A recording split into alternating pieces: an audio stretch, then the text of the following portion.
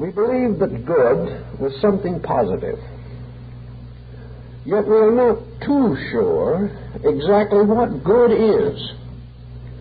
What is true, absolute, abstract goodness? Not being very certain as to what is good, we must try to philosophize on it a little bit. Although in religion, good may be considered under several different types of thinking. If the word good is capitalized, it generally is a synonym for God. And Socrates divided the basic triad of primary nature or primary being into the one, the beautiful, and the good. Good, therefore, stands for absolute virtue. It stands for absolute integrity, for all the things which are best, for all conditions, powers, forces, and circumstances that arise in the best and perpetuate the best, or move inevitably toward the accomplishment of that which is best. Not capitalized, good means the condition of being without sin. It means to be abundant in the natural, simple virtues of mankind. So we have commandments given to us, like the Decalogue, by which the measurement of the good life is more or less created into a code or a system. We are given certain commandments, and the commandments of the Old Testament are amplified by the two of the New Testament, so that the final commandments, perhaps, for Christendom are that we shall love God with all our hearts and our brothers as ourselves. These constitute the highest concept of the good life. The good life is the useful life, the unselfish life, the kind life, the generous, sympathetic, understanding life. The good life is one in which the person becomes a source of good to others, defending good, advancing it, supporting it, and protecting it. A good life is also one in which the person can look back upon a life in which his own conscience has not been outraged by his conduct. He knows he will not be and cannot be perfect, but a good life is one in which he feels that the good things he has done overbalance the mistakes that he has made. Where this is the case, the pious person of old felt that he might face his Maker with a good heart and a good hope. Goodness also has to do with common good, with laws, with statutes, with institutions established for the improvement and betterment of mankind. Good is peace, order, lawfulness. Good is community existence on a cooperative basis. Good represents also security for the individual, his family, his world.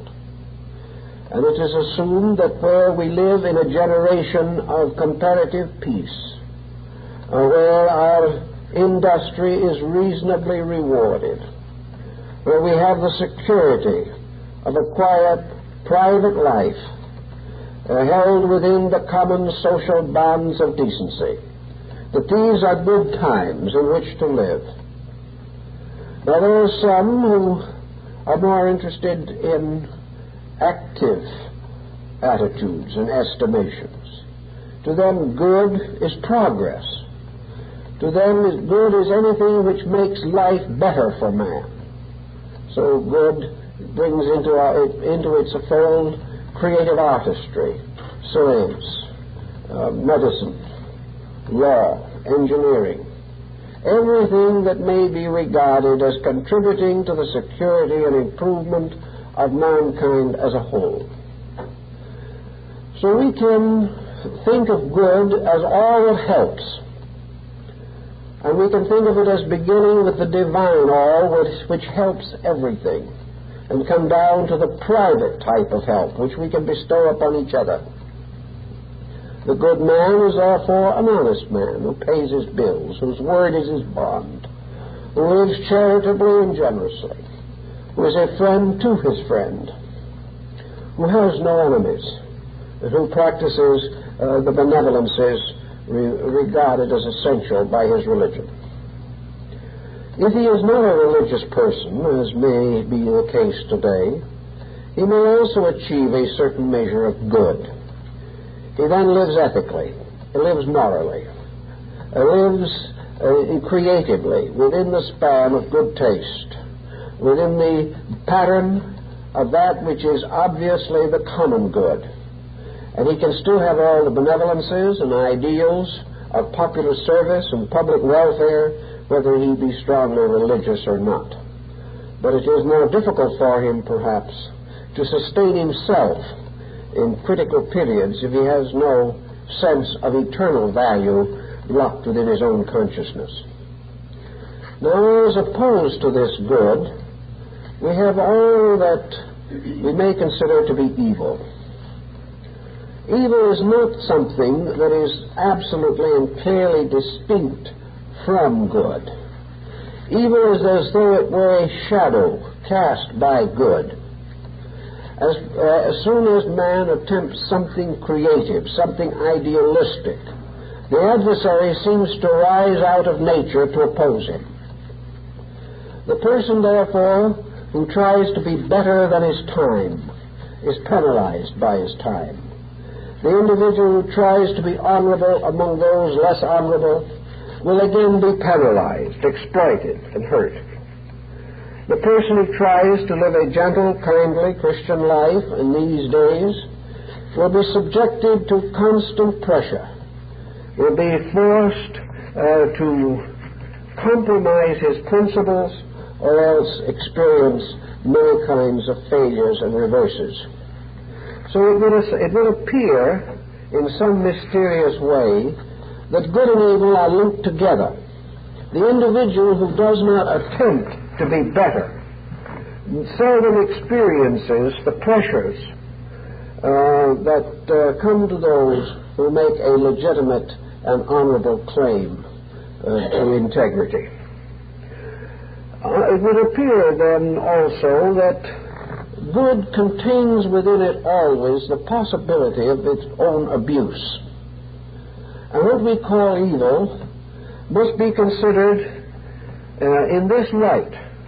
Most philosophy and many of the more enlightened religions of antiquity simply rejected empirically the existence of an evil principle in the universe. They refused to believe that a deity could at the same time be supreme and be the victim of the conspiracy of an adversary. This question was brought to Buddha on one occasion by the Brahmins, who tried to trick him into a commitment, much as the Pharisees tried to commit Jesus to a statement on the head on Caesar's penny. The answer that Buddha gave to the question as to whether deity permits good and evil to exist, whether deity is the source of both good and evil. Buddha answered very simply, if God does not prevent evil, he is not good. If God cannot prevent evil, he is not God. And the Brahmins went away and could not answer him. And this is very largely the philosophic point of view in both the East and West, that the concept of a supreme principle must imply that this principle is good. We cannot join a few like the Yazidis of Iraq who settle down to the quiet process of devil worship. We cannot afford in our own consciousness to assume that the universe is governed by evil. But we must assume that the universe is governed by something. And whatever that something is, it cannot be divided against itself. The universe cannot be maintained unless there is a supreme power that guides its ultimate destiny. The house divided against itself cannot stand, and a creation divided against itself could not survive, as this has for uncounted billions of years. I don't mean the earth, I mean the vast pageantry of existence. Consequently, all thoughtful, all wise and kindly people have come finally to the conclusion that the universe is essentially the production of what we would like to term good. Here, perhaps, however, we have made a mistake. We have taken two terms which oppose each other and assisted the balance or caused a situation by applying one of these terms to a supreme power, which in this way almost forces us to attribute the other term to a power of equal magnitude. So the philosophers finally came to the conclusion that good and evil, as we use these terms, are both of them inadequate to express the nature of the original state of being. The universe was therefore regarded as a state of existence. This existence, superior to both good and evil as we know these terms.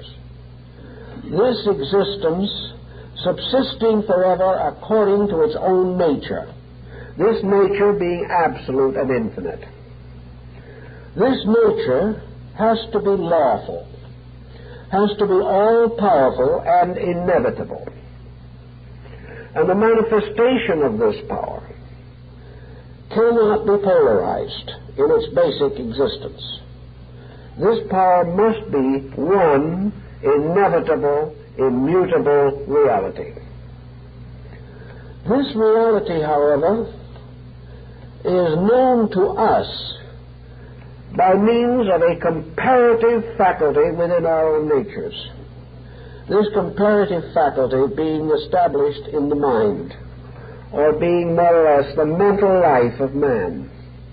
Research indicates that man, developing a mental life, can only do so by the use of a polarized concept. Man must think in the either-or patterns. He may attempt to develop a non-Aristotelian theory, but ultimately he comes back to comparison.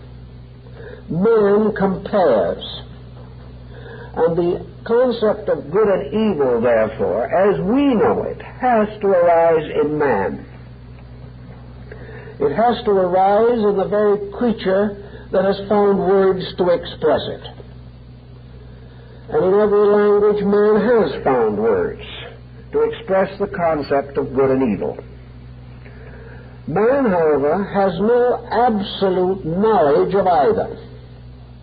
He cannot positively define absolute good, nor absolute evil. He cannot know with complete certainty whether any incident that occurs to him is good or evil. He thinks he can. But every so often his best interpretations prove to be inadequate. The man who stands on the railroad platform cursing his ill luck at having missed the train does not know that the train will be wrecked, and the fact that he missed it was the most fortunate thing that could happen to him. It is only later that what he regarded as a minor disaster proved to be a great blessing. There are occasions every day in which we are forced to revise our own interpretations of things. So perhaps we can go back to the Greeks and also to the Egyptians, who finally came to the conclusion that good and evil are man's ways of attempting to define the impact of infinite life upon himself. It's the same problem with the stars. Are there evil stars? Are there good or evil aspects? Or are these very highly speculative terms? Man unable to know the infinite in its own nature, except perhaps a few very highly illuminated mystics who have gone a little further than the average mortal in this research. For the most part, man's idea of good and evil is all based upon certain reactions which arise in himself. Now, it is true that men can be better or worse, that we cannot say that good and evil necessarily exclusively arise within the person, but they do arise within the collective which we call humanity itself. We cannot term natural phenomena actually either good or evil in itself, any more than we can determine the moral quality of the divine will. Natural occurrences arise of themselves. They have to be accepted. But the fact that they arise does not make them good or evil. Because to be good or evil, the storm would have to have the choice. The storm would have to choose to be a storm, which is not true. Therefore, the minglings and chemistries of nature cannot be determined by the code of good or evil. We deny the right of good or evil to any creature without a mind. Consequently, we cannot imagine our little dog as a sinner because he bites the postman. It is bad judgment, bad taste, and perhaps bad flavor, but at the same time, the dog cannot be held guilty of sin. For we do not recognize that the animal is capable of moral decision. It is the follower of natural instincts of its own kind. Men have injured animals for ages, and animals fear man as the result. So that this cannot be held to be a true evidence of good and evil. What we are really saying is, therefore, that good and evil cannot exist unless the being in which they arise is capable of reacting to either. An individual cannot be good unless he has chosen to be good in the presence of an opportunity not to be good. An individual cannot be evil unless in the presence of choice between good and evil he has chosen evil. It is his choice, therefore, voluntarily made, which causes him to have merit or demerit. In the same way, we do not consider small children accountable to law, because until we regard them as old enough to understand, we cannot hold them guilty of action. Thus, the problem of good and evil lies in understanding. It lies in some recognition by which the being, supported in his choice by at least a limited individualism, a capability for choice, this individual must choose, and by his choice he is good or bad. If this is true, then what is the relationship of good and bad to the universe itself? The answer is that there is no essential relationship, that good and bad simply arise in conditioned existence. If there was no man or no other creature possessing faculties of decision in the universe, then good and bad could not exist. But if there is a creature arising anywhere in whom these faculties are developed, then when that creature reaches a point of self-determinism, good and bad are simultaneously launched upon his awareness.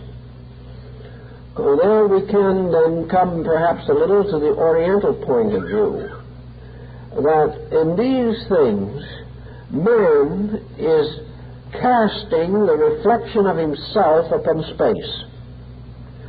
Man talks of a good God and an evil agent, a demon. What he is actually doing, however, is projecting his own dual nature upon space and insisting that space itself is the source of his duality. Is this essentially true? Is space responsible for the good-bad condition that we know? The ancients did not feel so. They thought that good-bad were matters of adjustment, that good and bad had to do with ways of interpreting the inevitable processes of life. The individual, passing through certain experiences himself, found his pleasures or his pains from these experiences. If these experiences pleased him, he considered them good. If they displeased him, he considered them evil. Yet in the very process of seeking his own pleasures, he fell into most of his own pain. The very process, therefore, of seeking good in terms of gratification led to misery. Thus, happiness and unhappiness, as Buddhism points out, must always be related to each other. The individual cannot indulge any excess of mind or emotion without reaction. Thus, theoretically, in philosophy, good can be considered action, and evil a reaction to an action, which is not adequate, which is not sufficient. If the action is sufficient, if the action carries within it no ill factor, then the consequences can also be good. Therefore, good as consequence arises from good. Evil as consequence arises from the corruption of good. Another way of looking at it was advanced by some of the early Sabians and people in the valley of the Euphrates. They took the attitude that there was a great cord or thread, like a musical string, uniting heaven and earth. It was divided into various intervals, and these were marked like the frets of a stringed instrument. And in this sequence of considerations, the thread extended from good to bad. And bad, in this case, was always one thing only, the least degree of good. We only had one thing. Evil, therefore, could be regarded as an ineffective degree of good, a degree of good that was not enough to accomplish very much. Even as darkness was held by some people to be the least degree of light. As good can be regarded as the greatest degree of a thing, so the least degree of that same thing, if it be essential or necessary, can be regarded as evil. This was one other way of trying to solve the problem. Good and evil also arise out of relationships. The individual in the desert is very anxious to have water. To him, water is the greatest good. To the drowning man, water is the greatest possible evil, unless he learns to swim at the critical moment. Thus, good and evil relate to situations. And all over the world today, there are people engaged in various activities. For them, these activities seem good. For another person, these activities do not seem good. The quiet person who has no particular desire to take on heavy responsibilities chooses a job in which routine activity will be his most common probability. This man is happy and satisfied in his work. An ambitious man captured in the same type of employment will become embittered, restless, and rebellious. Good, therefore, is that which produces satisfaction in the life itself. And we cannot judge one man's good entirely by the good of other people. This is one of our common daily difficulties, is that we are all trying to help other people to be happy by helping them to be the way we think they should be. We want them to share a happiness that we have found, but when we force it upon them, they are miserable, because it is not their kind of happiness. Good also must be regarded as a term highly relative in relation to the changing patterns of civilization. Many things that were considered good long ago are no longer considered good. Things that were regarded as evil 50 years ago are now accepted as commonplace and not to be the cause of very much unhappiness or worry. In the Middle Ages, a man was good if he drew his sword quickly and killed the other man first. If he did not accept the challenge to a duel, he was not good. He was a coward. He lost all community standing. Today, this is no longer the case. In different periods of time, various values men have sought after have been regarded as the greatest good.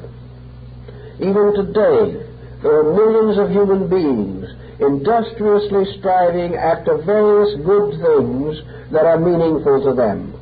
Others have no share in this meaning, and each feels that others are wasting their time.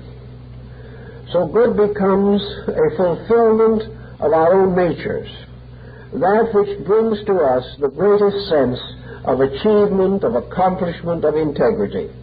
These are decisions that the person has to make in himself, for we have learned that there is no very common rule that we can apply to all of them. Thus we can approach perhaps good now in a still more philosophic way to try to understand the problem of good and evil. Suppose we affirm for the moment that the universe is right. There are people who are reluctant to do this, but they've never been able to make a very good case to the contrary.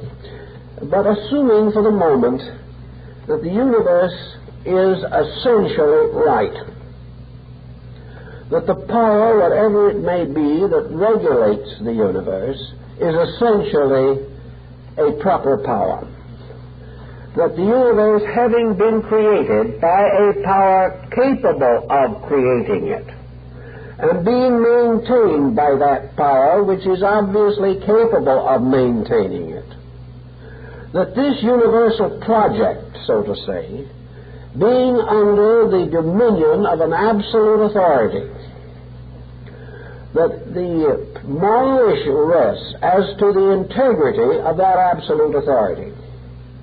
Most persons have assumed that absolute authority to be God.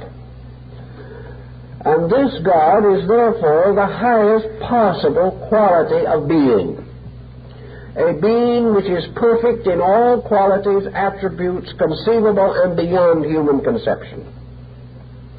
That this power is deficient in nothing. And this power must also possess within itself the envisionment of purpose. Whatever it is that exists, either exists for a reason or for no reason. If it arises within the nature of an omniscient being, then this plan of things, so slowly, industriously, arduously projected through time and space, this incredible unfoldment of existence beyond even the imagination of the greatest astronomer or physicist, this tremendous project must arise from some power capable of causing it. Even if we wish to assume that this process is continuous forever, then the continuing forever process has to have these attributes. And there is no reason to assume, even by the most materialistic sophistication, that the power that is capable of creating so vast and magnificent a projection, that this power is not also purposed or purposeful in some way. This massive production has to be going somewhere. It is inconceivable to assume that any power intelligent enough to create this pattern would at the same time permit it to die out in space in complete futility. We cannot assume that this creating power is merely a child fashioning something in a sandbox of atoms. There seems to be every indication that whatever this power is far wiser than we are, and man has never been slow to advance the merits of his own wisdom. So how can we assume that deity can be completely without purpose? Now, if we assume purpose, we are forced to assume that purpose is achieved through process. Everything that is happening in some way in relation to the fulfillment of purpose. If this entire structure, down to the smallest electron, is in a perfect harmonic pattern, held together by irrefutable and unbreakable laws, then we must have progress, process, unfoldment, ideation, evolution, whatever we want to call it. This tremendous pattern is moving from somewhere to somewhere. It is moving from something to something. It is moving from some condition to some other condition. We can observe this motion in part. Enough of it, however, to give us considerable security in affirming that there is more of this same motion. This means that if we are willing to accept that this plan indicates some kind of sovereign intelligence, that this sovereign intelligence knows what it is doing. In the Hindu thinking, of course, this sovereign intelligence fills all space as Brahma. It extends to the ultimate duration of time and eternity. The infinite absolute, which contains the entire galaxy of all conceivable created systems in space. This incredible immensity permeates all existence with its own nature. And its own nature is life, law, intellect, energy. This tremendous nature is the source of the infinite variety of manifestations that arise within it. Now, if this nature is the absolute and is the ultimate creating power carried to infinity, if this nature is sufficient in itself, inevitable and immutable of itself, the creator of its own laws, and at the same time is unique, being the only of itself that can exist, then it becomes reasonably obvious that this power will not create an archenemy. This power with a purpose is not going to fashion a frustration for that purpose. There is no need for it. There is no conception that requires it. There is nothing in the processes of nature that reveal that this happened. Actually, it is impossible, as the Hindu really tells us, for there to be a hell within the body of God. And as there is nothing outside of the body of God, and every creature that exists is part of deity, the concept of damnation must mean that deity damns himself. And this is not conceivable. The second alternative to this is that the universe, with all the attributes which we have already mentioned, does not rise from a being, but arises from a complex of forces, of energies. That the source of the existence is not an entity, but a process itself. This, however, changes none of the inevitable dependencies upon this process. Whether we wish to consider deity to be a being, or to be an infinite energy, or an infinite mind, or an infinite life without personalized or individualized existence, we are still in exactly the same position. But whatever this is obviously capable of an orderly procedure, a purposeful procedure, a procedure arising in processes, and a procedure that must lead ultimately to the survival of the energies which are involved in it. We then come to the same essential point again, the basic realization that behind all existence there has to be purpose, there has to be plan, there has to be some kind of an unfoldment or an ideation or a projection or a motion in time from past to future, and this motion has to be orderly. It is orderly, it always has been. To have this basic concept leaves us then no moral choice but to assume that whatever this power is right because it is inevitable. Right now simply stands for obedience to the pattern, whatever this pattern may be. There can be no right contrary to the eternal purpose.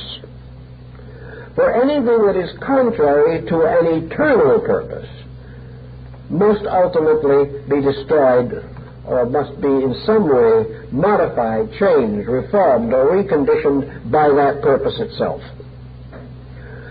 To carry this one step further then, this right which we sense as existing, which perhaps the scientist is in the best position to understand, because he is working with exactitudes all the time. This right we can call an exactitude. We can also say that certain laws, once noticed and considered, examined, researched, may be known to proceed according to their own natures to infinity. There is no evidence that these laws suddenly change their minds. So that we have the basic concept here, that this infinite purpose, whatever it may be, has to be right because there can be no other purpose. We cannot rebel and walk out of it because there is no place to go. If we walked forever, we could never reach the end of this purpose, this plan. If we had all the spaceships in time and imagination and could go on for millions of light years into infinity, we would still not escape any part of this essential plan. We cannot defy it because no gnat floating in a sunbeam can defy the sun itself. We cannot in any way create an adequate conspiracy against it, because if we could unite all the wits of 10,000 solar systems, it would mean nothing. Whatever this thing is. And because this thing that is also the very center and substance of ourselves, all rebellion against it is merely intellectual wool-gathering. There can be no rebellion. This thing, then, whatever this pattern must be and is, has to be right by its own absolute autocracy. It is not a government that we can overthrow. It is not a government which we can attack or assail. There's no use picketing it. There's nothing we can do about it. And we have never yet discovered that there was any need to do anything about it. This government has never been an obviously oppressive autocracy. It has never done anything, as far as we really know, to hurt us. And there are no theologies that will stand up and declare that God has injured anything. So there seems to be no particular way in which we can get out of the fact that rightness is demonstrated eternally by the archetype or pattern of existence as it is. This leaves creation in a situation in which assuredly any natural process has to be according to right. It has to be according to law of some kind, not man-made, but universal law. And universal law is the will of the plan, asserting itself. And by means of universal law, the creation is governed as by a great legislative system. The answer then also presents itself is that this lawfulness has to be the final symbol of right. Now, having a right that exists in a condition in which there is no wrong, because this particular kind of right has no shadow. It has no negative polarity. This right is an infinitely and forever unfolding process. If this right is, therefore, lawful, eternal, inevitable, and if its motions will continue for hundreds of billions of years unchanging in their resolution to attain their own ends,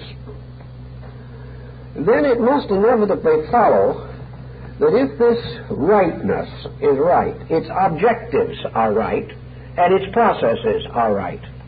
We have no evidence whatever that this right will use evil means to attain right ends.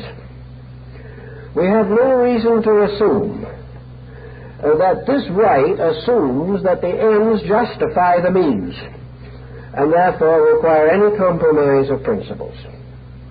We have to assume that the infinite, as deity, as truth, as reality, as integrity, must be forever honorable. Under such conditions, can anything that is wrong, can anything that is essentially bad happen? This is a very large question. For if anything bad can happen, then we have to assume that there is a contrary force, having a vitality and nature of its own, which can resist the operations of the universal agent. Most philosophical systems decline to accept this. A few religions have, but the great moral systems have not been willing to regard such a probability. Rather, they have taken this position, that in the unfoldment of this universal plan, an infinite variety of lives have emerged from the great seed life, which is the totality. These lives are in various degrees of growth and development. These lives represent parts and fragments of this greater life. But this greater life does not come into manifestation all at once. We're not sure that the great pattern of things has even been revealed in space as yet. We are somewhat inclined to suspect that this pattern is growing, that whether we believe it or not, space is constantly enlarging in some mysterious superdimensional way. Therefore, that this infinite being moves into expression through a series of waves, a series of great releases of life, which are periodically released all through space. just as the seasons produce various kinds of flowers and plants. And for all these there is a period of seed, of growth, of blossom, and of fruit. So in space, there is a constant coming forth of existences. And these existences represent various degrees of the revelation of the original life pattern. In Dante and Yoga and other Eastern systems of philosophy, and also among the Greeks, it was assumed that these seed lives, becoming embodied, must evolve through embodiment. Part of nature's program is the evolution of the species. We see this evolution in part around us in the growth and development of the mineral, vegetable, animal, and human kingdoms. We do not assume for a moment that these are all the kingdoms, but they are all that our own perceptions make possible for us to understand. We therefore assume that these kingdoms are ladders, and that these ladders in turn represent degrees of revelation or revealment of submerged life principles. That in these various creations, the life seed is unfolding in various degrees. And that as these lives unfold, they gain various attributes, until in man we have the maximum number of these revealed attributes. Man is capable, therefore, of existing as a mineral, a vegetable, an animal, and a human being. As a mineral, he has a physical body, as the mineral has. As a plant, he has growth and reproduction. As an animal, he has emotion and sense. And as a human being, he has intellect. Thus, man has achieved a certain degree of unfoldment. This degree of unfoldment, however, is not complete. This degree of unfoldment is as yet imperfect. And in the course of his own imperfect unfoldment, he is struggling to gain control of the various instruments which evolution is providing. Why evolution provides these instruments and what their ultimate intention is can only be estimated in an abstract way. We can assume, however, that these bodies, faculties, powers, and perceptions of man have a continuing existence in space, and that perhaps long after he has outgrown the need for them, that other forms of life will require them. But man, passing through these various levels or degrees of unfoldment, comes into various degrees of intelligence. It is not proper to say, perhaps, that the lesser kingdoms are devoid of intelligence. There is a great deal of evidence that even the most humble forms of life do have some kind of psychic existence. Nor is there any reason to assume that any of these lesser forms feel themselves underprivileged. Each is fulfilling its own destiny with the degree of consciousness which it possesses, and for each of them the universe is as large as can be properly conceived of by that particular form of life. So we come now to man, who exists as a partly evolved creature in the midst of this vast structure. He is more aware, probably, of this structure than any of the lesser kingdoms, at least of its outer nature. It is quite possible that these other kingdoms are more aware of its inner nature. Perhaps intuitively they apperceive more than man does. But man, moving bluntly into objective relationship with things, perceives the universe around him and senses his own relationship to it in part. Now, man in his own development has developed this psychomental organism. It was necessary for him to do so. This is part of his natural growth. But at various levels in growth, we come upon the inconveniences of growing. Children experience these. It is no fun to simply grow up in this world anymore, from infancy to adulthood. It is full of pressures and problems.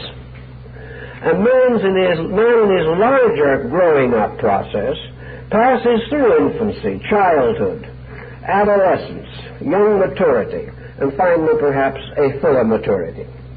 But these processes of growth all require adjustment. And man's evolution requires perpetual adjustment between himself and the pattern in which he exists.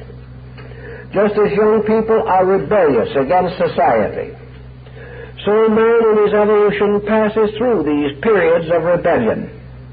Rebellion which arises from his own sense of maturing intellect, coming in conflict with the real purposes of existence.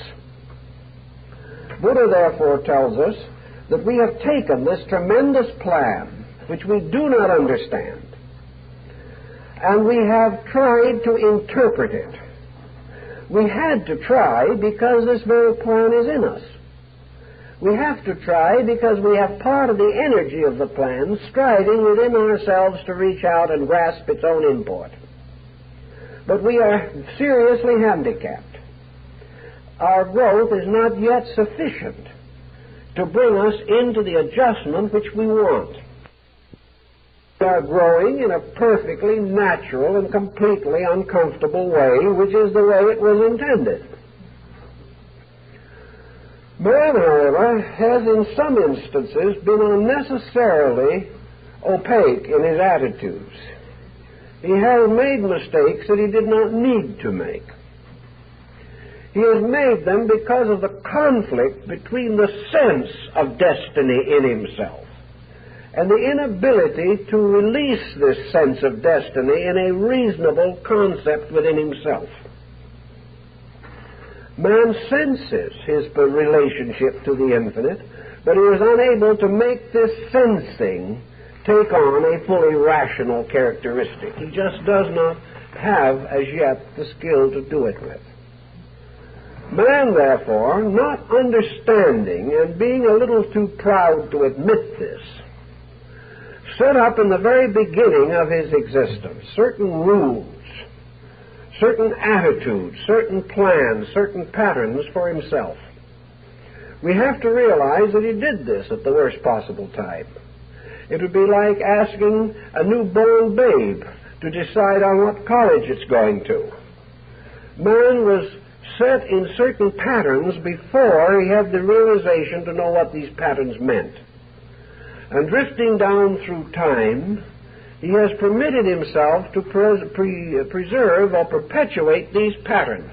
He has never had quite the courage to break them. He has never been willing to admit basic error and seek for a reorganization of his relationships with the infinite. Gradually, out of his own arrogance, so to say, out of his own perpetual adolescence, out of the inevitable spirit of the beatnik that has been in him since the beginning, man has decided that he was qualified to take over the universe, that he was qualified to interpret it, that he was qualified to say whether there was a God or whether there was not a God. And he even went so far as to think that his affirmation or denial of deity had any effect whatsoever. He decided that if he wished to relegate deity to limbo, deity was going to go there. But the man who was constantly doing the relegating was the one who landed in limbo. As far as we could find out, deity was never much affected by any of this. As an old American Indian said, the moon is not disturbed by the baying of wolves. And this is much our problem. We have taken the universe apart, put it together again, intellectually at least, to our own satisfaction, and like the autopsy surgeon, we've never found a soul in it. Therefore, we assume there isn't any. We assume all these things. So we then decide in our own way just what kind of a universe we are willing to live in and start issuing automata. We set up our own patterns of education, our patterns of government, our arts and our sciences. We declare what is good and what is bad, what is truth and what is error. And we create great man-made institutions to perpetuate, strengthen, and preserve our own opinions. Out of all this tremendous energy that we have expended in the process of taking over the rulership of things, we have come into this conflict with existence which we call the struggle of good and evil.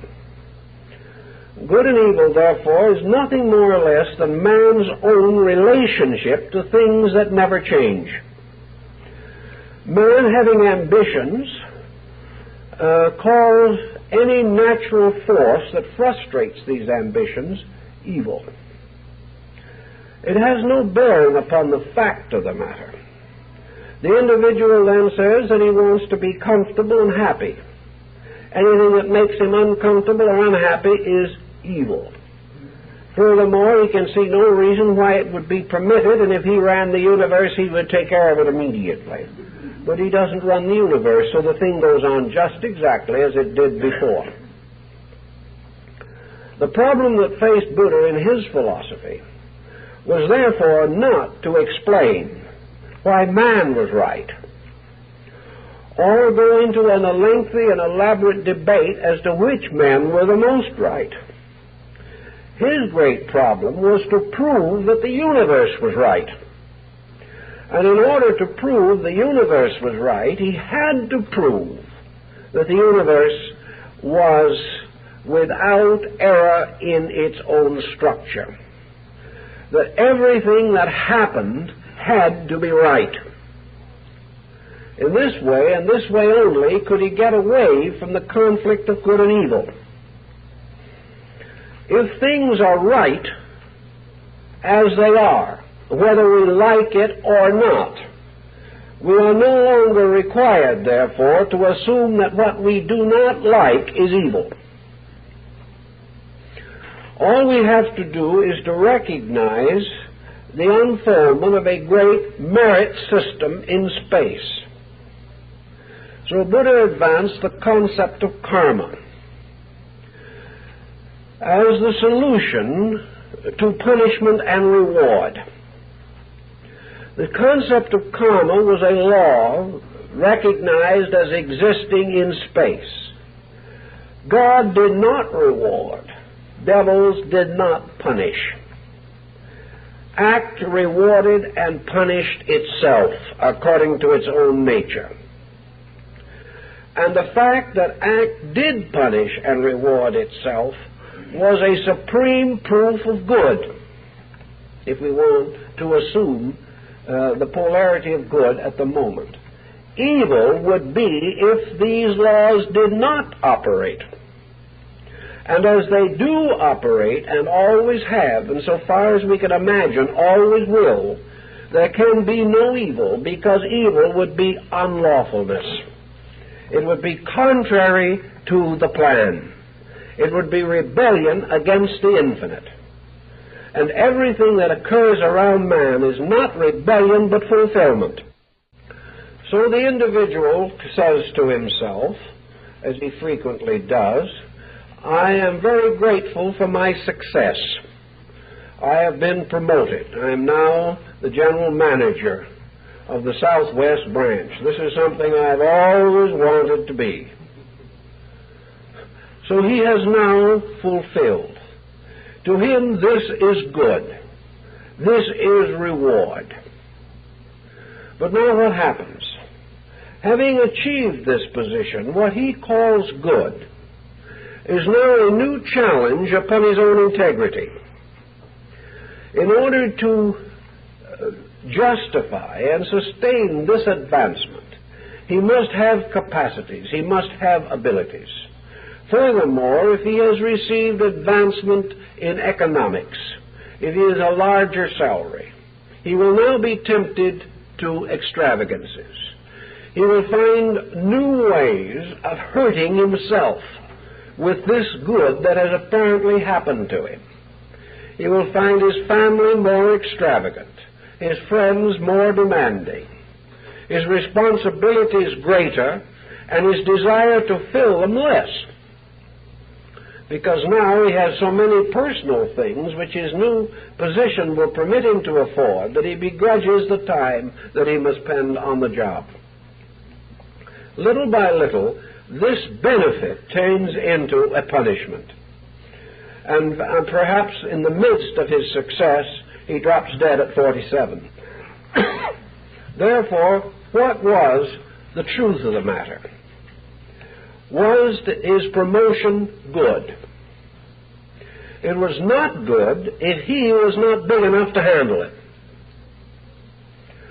And because he was not able to handle it, and because he did not discipline himself, this good turned into negative karma.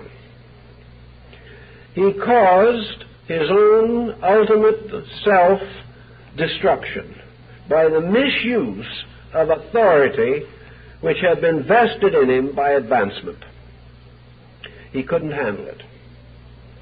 If he therefore has something handed to him which he cannot properly administer, it is not good, even though he thinks it is. So all these problems turn upon a very deep and involved series of factors. One thing that nature is demanding of us all the time is that the individual shall achieve victory over the situations in which he finds himself. Victory for man, because he is an intellectually integrated creature, always must involve self-discipline. Self-discipline is the one thing which bestows the courage of right decision. It causes the person to have the strength to obey the best part of his own nature. Without self-discipline, there is bound to be compromise. Wherever compromise comes in, karma comes in. Wherever self-discipline is great enough to preserve the integrity of the individual, his advancements are beneficial and produce good. Unfortunately, however, the more good he enjoys, the greater securities or privileges society bestows, the less self-discipline he has. The ancient historians, looking back over the history of the race, therefore have decided that periods of prosperity were the greatest evils that ever befell mankind, and periods of adversity were the most beneficial. This is exactly the opposite the way we want it to be. But unfortunately, nobody asked us how we wanted it to be. We wanted, as most creatures have always wanted, to follow the natural law of inertia. If the consciousness in man departs entirely, he falls flat on his face.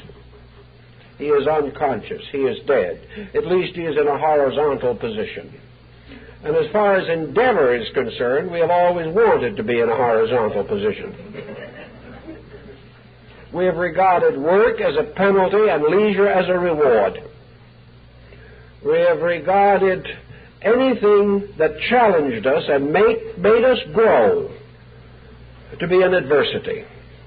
Everything that left us alone, like the dragon in Siegfried, and let us sleep, was regarded as a great benefit.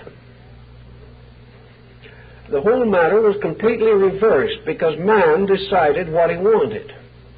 Man's idea of the perfect universe is the one in which he does nothing and has everything. This is his plan.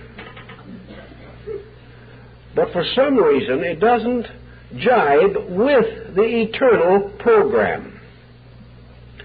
So the individual locks himself in a desperate effort to convince God that deity is wrong and man is right. He prays, he makes offerings, he creates talisman and magic charms, anything to find some power, celestial or infernal, that will enable him to do as he pleases and be happy. He's never made it work yet.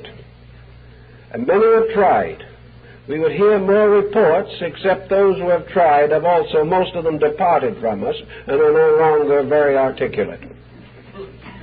But always, the human being has his own ideas of what he wants, but they are not the ideas of the plan that fashioned him. This plan wants certain things done, and it has a simple process of obediences and disobediences.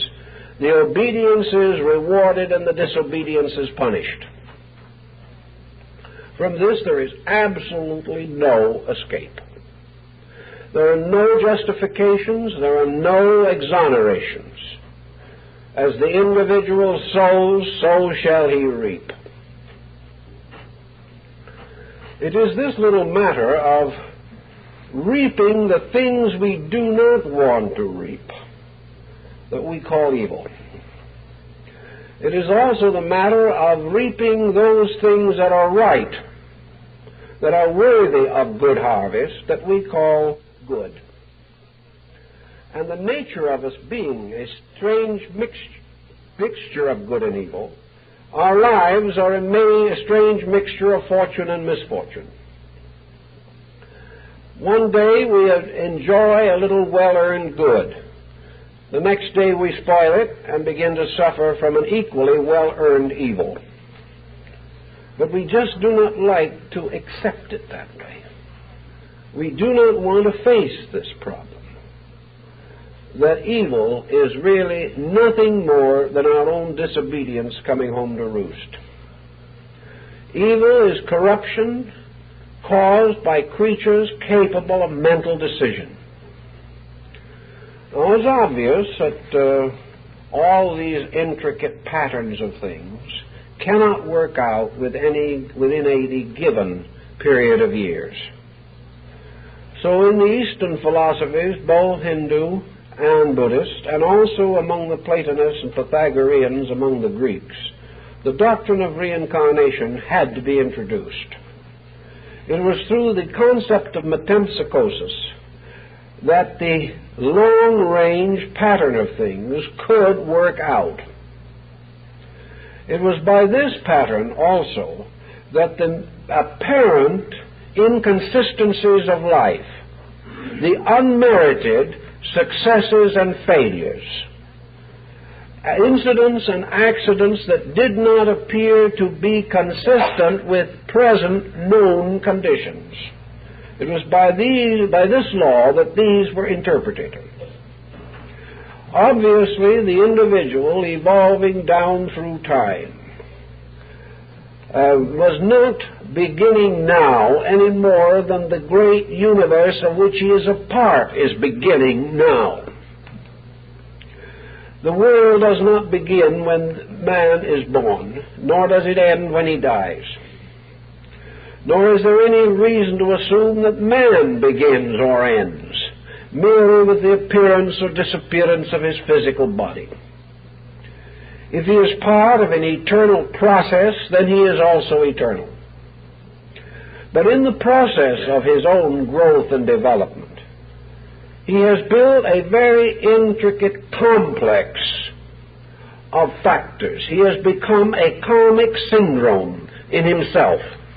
And this syndrome consists of a strange, involved pattern of right and wrong, of good and evil, of creation and destruction, of intelligence and ignorance, of appetite, desire, passion, lust, whatever we wish to consider to be the total background of the total person. He has evolved from periods prehistoric. He has been part of all the empires that rose and fell in the dawn of time. He has shared in every iniquity since the beginning of history. But he has also been present in those wonderful moments of great human aspiration. He may have failed completely in integrity in one life and achieved a great victory in another. Pushed on by the pressure of his own unfinished business, he arrives at his present state, a curious combination of assets and liabilities. He comes into this world perhaps having earned a secure childhood, but at the same time he has not earned a secure mature life. He has earned the right to have a good mother, but he has not earned the right to have a good wife. He has earned the right to have a good wife, but he has not earned the right to have good children. Each of these patterns has to work out. And in the Jataka tales, which are a Buddhist fable of the previous embodiments of the great teacher, it's pointed out that our lives are combinations of finished and unfinished business. Most of the business being, however, not completely finished. Our morality at a given time may be sufficient to meet the challenge of the moral problem of that time, but 10,000 years from now it will not be adequate. The individual may have gained the right to a good education, but never had the integrity to hold a job. He may have had the natural simplicity of a very good peasant and be born in this world with an extraordinary measure of potential for happiness and very little potential for success. These patterns are part of destiny. They are earned by the individual. Not one of them is the result of deity pointing a finger. Not one of them is the result of the devil under the pew coaxing the person to become a delinquent. He doesn't need coaxing. He's doing a good job of it all by himself. Why do we have to be led into temptation when most of us already know the way? The individual has this combination of factors. If he was all good or all bad, it would be easy enough to understand him. If he was all good, we would say he was a saint descended from heaven and hope he will go back and not bother us. If he was all evil, we would know that he was a devil raised from the pit, and we would be in a haste to put him back there. But no one is like that. Some have tremendous predominance of evil and curse the generations in which they live. Others have great predominance of good and bless the centuries that remember their names. But the majority of persons are a kind of bit of this and a bit of that. And nearly always what they are is not quite enough to secure them against the problem of their time. Actually, re-embodiment always also means a shift of scenery. The individual moves into another psychic pattern. While he has been out of embodiment, generations of embodied beings have made certain social changes in material life. The individual who went out of embodiment at the time of the American Revolution and comes back at this time, comes back into a very different world. Therefore, he may have been adequate to that world in which he previously lived, but he is born here with immediate need for further adjustments.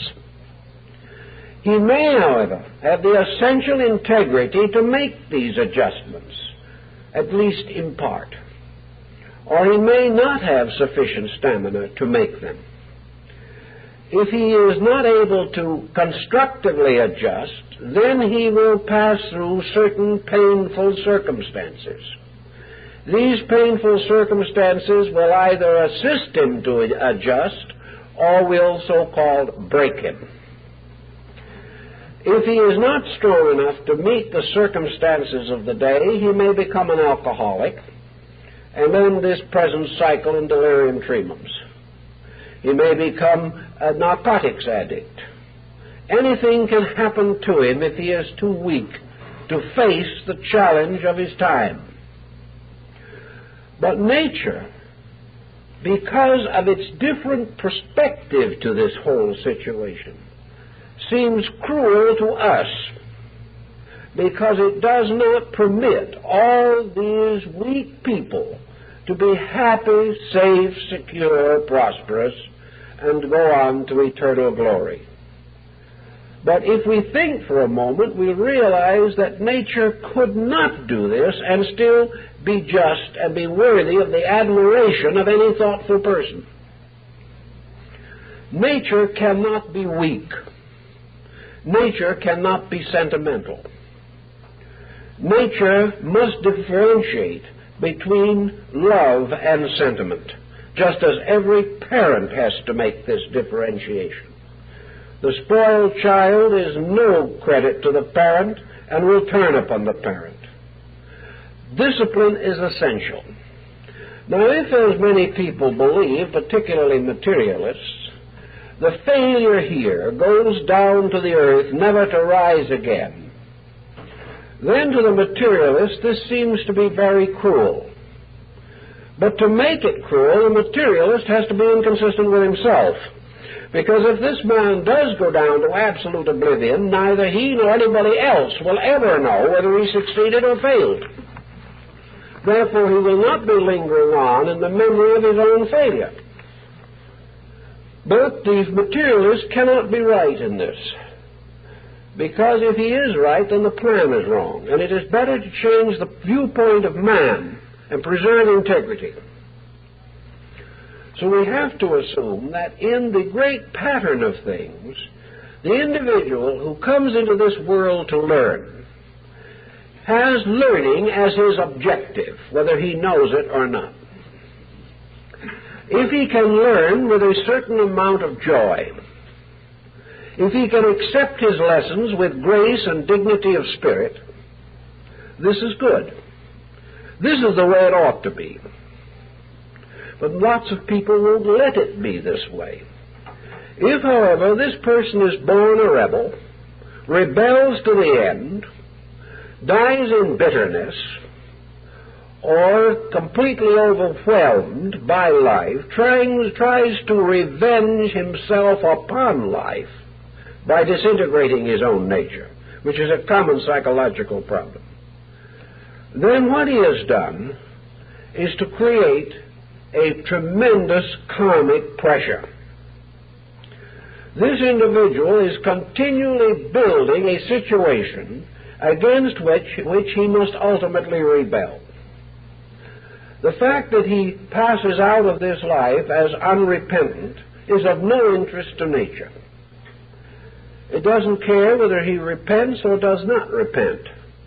The only thing that nature is concerned with is that this being shall come to its own spiritual maturity. This is the only problem. And in this system of thinking, no one can fail. Some can delay it a little longer than others. Some can play truant longer than others. But in this process, even though the individual actually rebels, rejects the lesson, lives as badly as he can, and becomes a criminal and degenerate for 100 lives, ultimately nature is going to force him into line.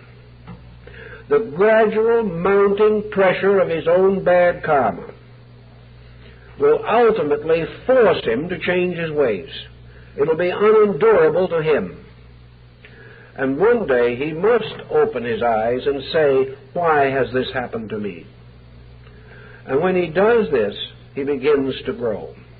Now, the situation is usually not as desperate as this, however, because even where there is a heavy load of rejection of existence, there are also areas of acceptances. The individual whom we term bad is seldom all bad. He has his virtues and his vices. And he also has the vices of his virtues and the virtues of his vices. He is a complex being. Therefore, in his karmic pattern, there are things with which he can face the next life with hope. But there will be a very, very heavy burden. One of the heaviest burdens that the individual has to bring back with him into life is the burden of a bad disposition, based usually upon a psychosis that he is the victim of unfairness. The longer the person, therefore, rejects the law, life after life, the more he is going to come back feeling himself the victim of evil, because he has refused to see the facts, because he has closed his mind to his own responsibilities, and has rejected the karma, which is his natural destiny. He comes back into life embittered, suffering from various delusions about himself.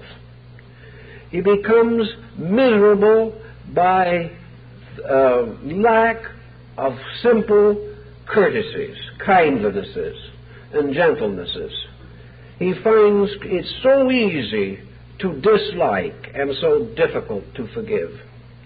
This is simply due to the fact that he has never accepted the law. When a person comes back so drenched in this peculiar situation, he can also be a tremendous harm, apparently, to other people. And this is where the point of evil takes on the one angle which most people have been unable to cope with. Namely, why a person who is not responsible for another individual's difficulties should be burdened by them. A family with one extremely difficult person, the whole family brought to tragedy by that person. This is again, however, a comic situation. This family is not what it appears to be, a group of martyrs. This group of martyrs is actually a group of entities, each one of which is carrying its own karmic syndrome. If the individuals themselves have transcended this situation, they either are not in it or find from it a cause of further personal growth. They are not afflicted in vain, even where a difficulty seems to be beyond their control. Nature confronts a complex pattern of this kind with a whole group of karmic possibilities. The members of the family who are unhappy, are these unhappy people themselves well integrated? Is this unhappiness taking place in the lives of clear thinking, better understanding, wisely equipped members of a family? Not usually. It is usually occurring in a family that does not even know what it's all about, that can only suffer, that can only wonder, and if it's pious, do a little praying for release. But this is not the actual answer to the situation at all. The members of the family were perhaps drawn into this pattern by a common karmic problem. But each one of them, in the course of association, has helped to make it worse. Each one of them has failed in the various attitudes and reactions which might have solved something. One has taken a negative patient attitude, which demanded no courage, no discrimination, but simply permitted continuous suffering to itself. Another individual humored too long until they lost control. Another member of the family would have stepped out long ago, but they wanted the estate of this unpleasant person and were going to hang on till the bitter end. One after another, these persons caused this situation to become an instrument for the working out of their own karma. To some it meant patience to an impatient person. To others it meant strength to a person not strong enough to have that strength and therefore required to develop it if possible. To some it meant honesty, not to cling to a dishonest situation even though it was comfortable. It meant that each of these persons was also involved in a karmic pattern. And if in that karma anywhere there was one person who understood through the situation, whose inner consciousness was great enough in that particular situation to understand it, that person was not injured. That person had the insight to know or see or sense the reality. And as Socrates said, the only man who can insult me is a good man, and good men don't insult anyone. So that there was a certain protection in this problem. Wisdom would help us to carry.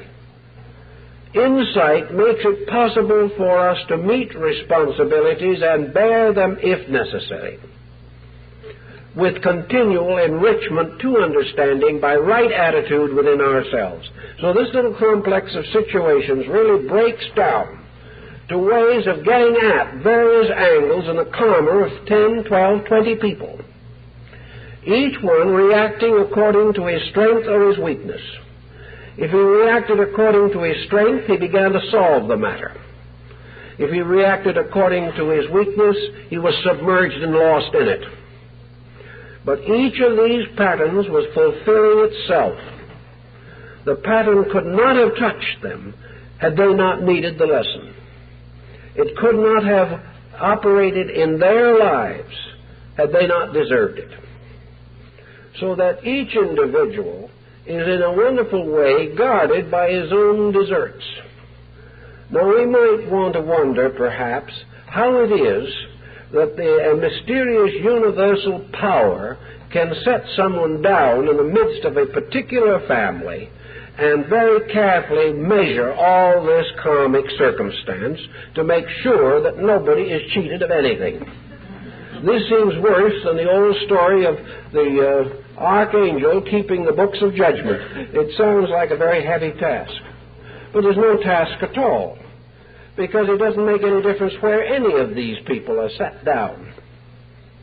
It doesn't make any difference at all. Wherever they're placed, their reaction upon the karmic needs of those around them will reveal where the lessons lie. There's no way of escaping it.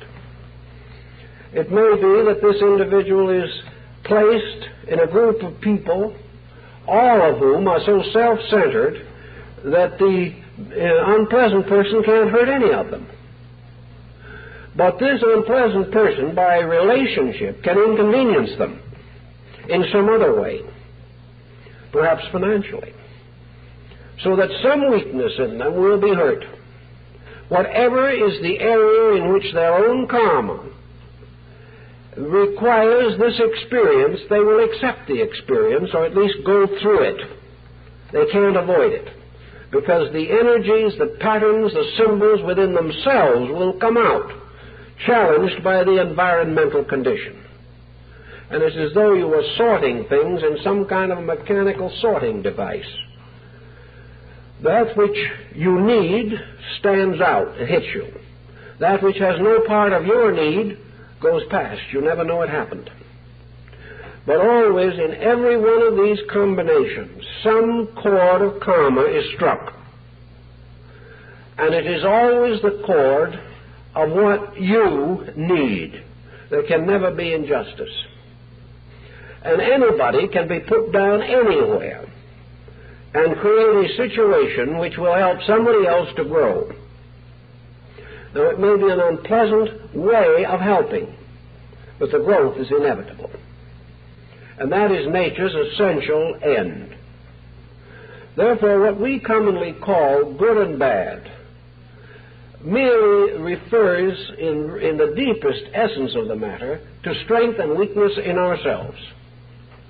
Attainment in ourselves is of itself good, and the productions of that attainment in life will be benevolent. By these attainments we achieve value. We come to be known and appreciated by persons of attainment. Our own attainments give us the grace and the dignity and the courage and the quietude to handle our lives in an orderly, gentle manner. We are not going to cause trouble for ourselves. Having attained a certain level, we are not going to poison our own natures with our hates and our difficulties and our antagonisms. We are not going to do any of these things. Therefore, our achievements, our attainments are going to make life good for us. But as we cannot have attained in everything, as even Buddha himself had to pay his last karmic debt on his last day on earth, so it is not assumed that any life can be so completely perfect in karma that no adversity will arise, no problem will present itself, no new application will be needed. But the person whose karmic good is strong in him will have greater facilities out of his own integrities to meet the circumstances that arise. He will accept his duties as opportunities. He will bear them with insight and patience. And even though he may go through temporary periods of inadequacy, he will triumph in the end. If, however, this person comes in with a very heavy negative load, in which the achievements have not been great, and his cash destiny is so impending that he can no longer evade some of the karmic debts that have been pressing perhaps upon him for generations and ages, this individual finds himself in serious difficulties. To him, his own nature makes the world in which he lives react upon him in the term of negative karma. But this evil which he attributes to others is really the inadequacy in himself, his inability to achieve reasonable self-discipline. Therefore, he becomes a victim. Because he wishes to make an unreasonable profit, he invests his money in an unreasonable enterprise and loses it. He calls the other man a thief, but the real fact was he hoped to be the thief first. In his own selfishness, blinded him and made him the victim of his own cupidity. And in every way these reactions come. We blame the other person. He is bad. And somewhere behind all this badness is the father of badness, the devil. But this real father of all unhappiness and all misery is simply the spiritual ignorance in ourselves. It is the fact that we are unable to meet the circumstance with enough skill. Now, one way, of course, that the mystics have always approached this is that if man is not sure, if he cannot be completely wise, if he is not truly strong enough to meet all the challenge, then he has to fall back upon the elements of the simple virtues, such as faith and hope. He has to follow the admonitions of the great teachers, to do good to them that outrageously use him, to turn the other cheek, to forgive his enemy quickly. All these do not seem to mean much. In fact, they seem entirely contrary to our purposes. But when we do succeed in returning good for evil, we have performed an act of good in ourselves. We may be the victim of this other person's conspiracy, but if we contributed nothing negative to the event, but held to the best principles that we know or believe, and when we cannot be assured of exactly what to do, we do that which is gracious, kind, gentle, honorable, helpful. We are then building into ourselves a better karmic pattern. If we build in forgiveness, we shall be forgiven. Because not actually because of the fact of forgiveness, but because the whole of forgiveness is also a mental attitude. But sometime when we need that attitude ourselves, it will be forthcoming if we have ourselves used that attitude. So everything that we do that is toward graciousness, toward good as we know good, this strengthens the good karmic pattern and makes available new units of helpfulness when we need them. Thus the syndrome itself is forever changing. And in all these changes, all new good and all new error fit into the pattern to produce the next sequence of events. But the main thing for us to always bear in mind, if we can, is that good is two things. First of all, good is the good in us as character, rightness. And good in the second place is the harvest in our environment of the rightness in ourselves. Evil is primarily the ulterior motives of our own minds and emotions. And evil in the world was made up of the reactions of society to the stimulation of the evil in ourselves. Therefore, good and evil really are our own standards of existence reflected back upon us by the society of which we are a part. If we can really understand this, we will no longer allow ourselves to evade personal responsibility on the ground that some imp of darkness is tempting us. The only imp of darkness that was ever necessary is the imp in us, which has been tempting us since before Eden. This imp of darkness is our own self-centeredness, our own selfishness, and our own desperate hope that we can do something wrong without paying for it. And as long as we nurse this joyous thought, we will be paying for things that we do not know we have done. And philosophy helps us to clear this situation, and perhaps this will make the problem of good and evil a little bit easier for us to bear as the mixed karma flows in on us each day. Thank you very much.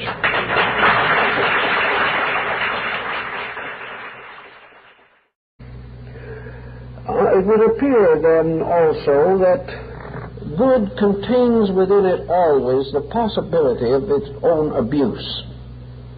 And what we call evil must be considered in this light.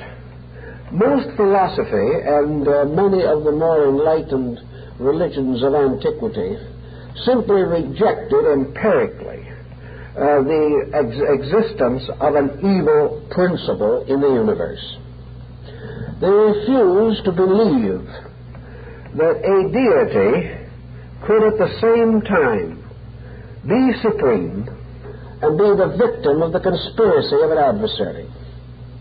This question was brought to Buddha on one occasion by the Brahmins, who tried to trick him into a commitment, much as the Pharisees tried to commit Jesus to a statement on the head on Caesar's penny.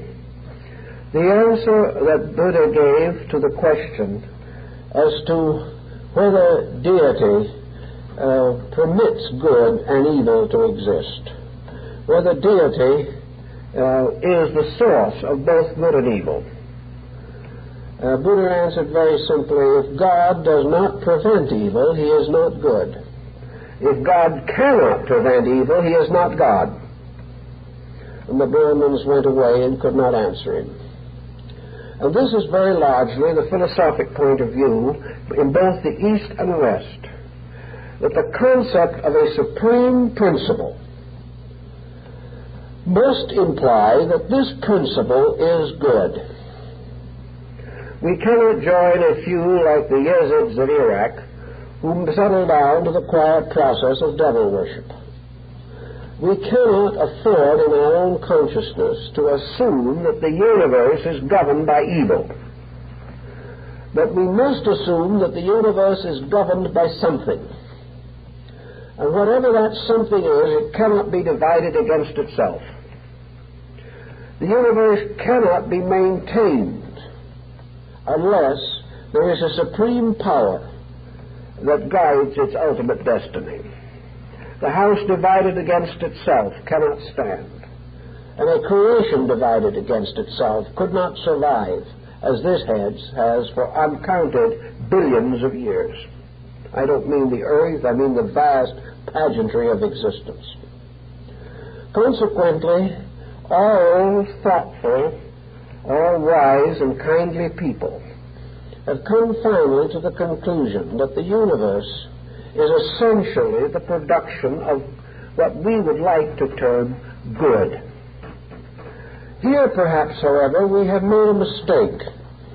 We have taken two terms which oppose each other and assisted the balance or caused a situation by applying one of these terms to a supreme power, which in this way almost forces us to attribute the other term to a power of equal magnitude. So the philosophers finally came to the conclusion that good and evil, as we use these terms, are both of them inadequate to express the nature of the original state of being. The universe was therefore regarded as a state of existence based upon certain reactions which arise in himself. Now, it is true that men can be better or worse, that we cannot say that good and evil necessarily exclusively arise within the person, but they do arise within the collective which we call humanity itself. We cannot term natural phenomena actually either good or evil in itself, any more than we can determine the moral quality of the divine will. Natural occurrences arise of themselves. They have to be accepted. But the fact that they arise does not make them good or evil. Because to be good or evil, the storm would have to have the choice. The storm would have to choose to be a storm, which is not true. Therefore, the minglings and chemistries of nature cannot be determined by the code of good or evil. We deny the right of good or evil to any creature without a mind. Consequently, we cannot imagine our little dog as a sinner because he bites the postman. It is bad judgment, bad taste, and perhaps bad flavor, but at the same time, the dog cannot be held guilty of sin. For we do not recognize that the animal is capable of moral decision. It is the follower of natural instincts of its own kind.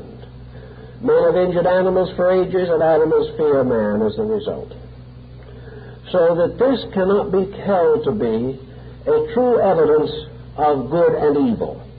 What we are really saying is, therefore, that good and evil cannot exist unless the being in which they arise is capable of reacting to either. An individual cannot be good unless he has chosen to be good in the presence of an opportunity not to be good. An individual cannot be evil unless in the presence of choice between good and evil, he has chosen evil. It is his choice, therefore, voluntarily made, which causes him to have merit or demerit. In the same way, we do not consider small children accountable to law, because until we regard them as old enough to understand, we cannot hold them guilty of action. Thus, the problem of good and evil lies in understanding. It lies in some recognition by which the being, supported in his choice by at least a limited individualism, a capability for choice, this individual must choose, and by his choice he is good or bad. If this is true, then what is the relationship of good and bad to the universe itself? The answer is that there is no essential relationship. That good and bad simply arise in conditioned existence. If there was no man or no other creature possessing faculties of decision.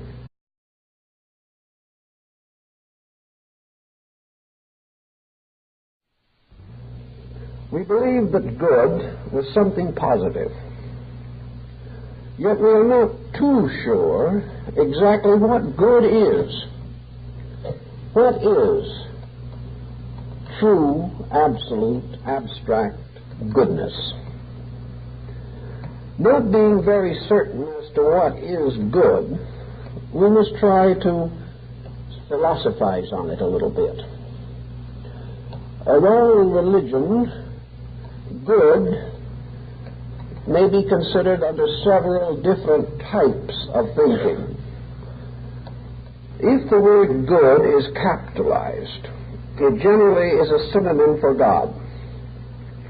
And Socrates divided the basic triad of primary nature or primary being into the one, the beautiful, and the good. Good, therefore, stands for absolute virtue. It stands for absolute integrity, for all the things which are best, for all conditions, powers, forces, and circumstances that arise in the best and perpetuate the best, or move inevitably toward the accomplishment of that which is best. Not capitalized, good means the condition of being without sin. It means to be abundant in the natural, simple virtues of mankind. So we have commandments given to us, like the Decalogue, by which the measurement of the good life is more or less created into a code or a system. We are given certain commandments, and the commandments of the Old Testament are amplified by the two of the New Testament, so that the final commandments, perhaps, for Christendom are that we shall love God with all our hearts and our brothers as ourselves. These constitute the highest concept of the good life. The good life is the useful life, the unselfish life, the kind life, the generous, sympathetic, understanding life. The good life is one in which the person becomes a source of good to others, defending good, advancing it, supporting it, and protecting it. A good life is also one in which the person can look back upon a life in which his own conscience has not been outraged by his conduct. He knows he will not be and cannot be perfect, but a good life is one in which he feels that the good things he has done overbalance the mistakes that he has made. Where this is the case, the pious person of old felt that he might face his Maker with a good heart and a good hope. Goodness also has to do with common good, with laws, with statutes, with institutions established for the improvement and betterment of mankind. Good is peace, order, lawfulness.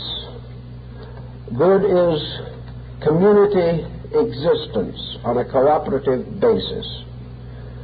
Good represents also security for the individual, his family, his world.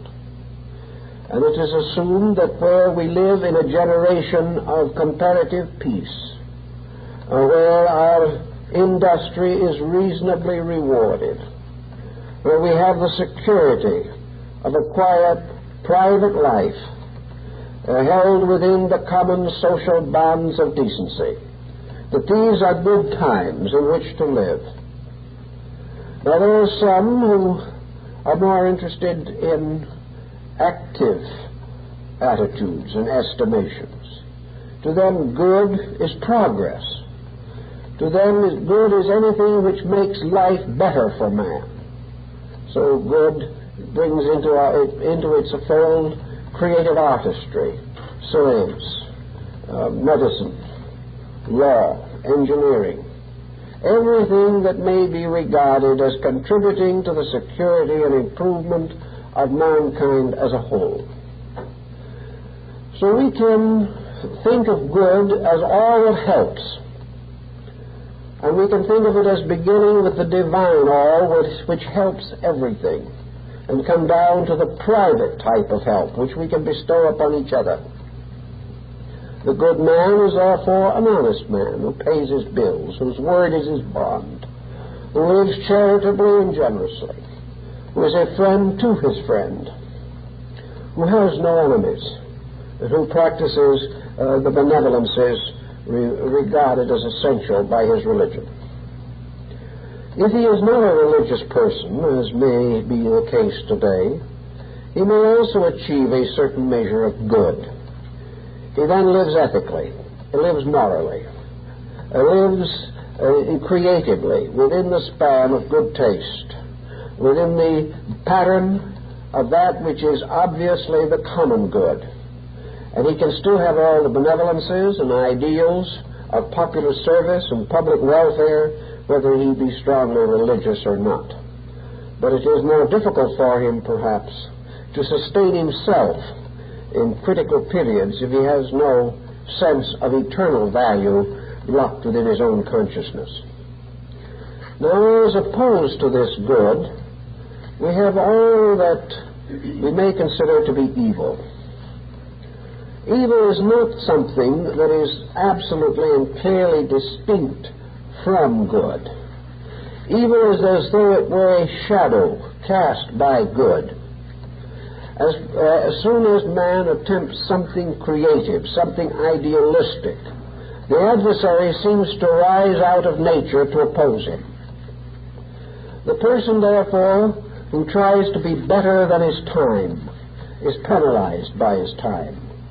The individual who tries to be honorable among those less honorable will again be paralyzed, exploited, and hurt.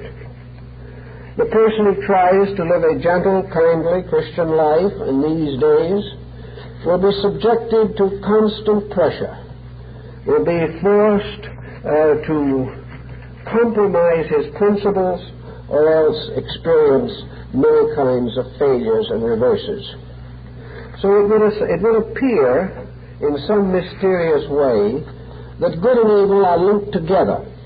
The individual who does not attempt to be better seldom experiences the pressures that come to those who make a legitimate and honorable claim to integrity. This existence, superior to both good and evil as we know these terms, this existence subsisting forever according to its own nature, this nature being absolute and infinite.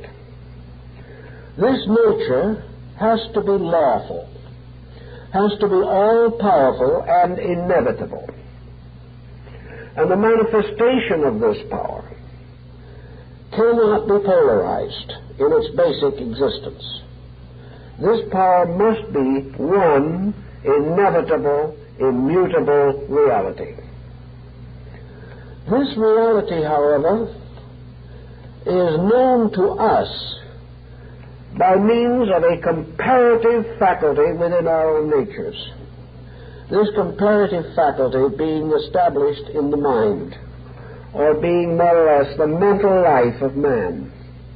Research indicates that man, developing a mental life, can only do so by the use of a polarized concept.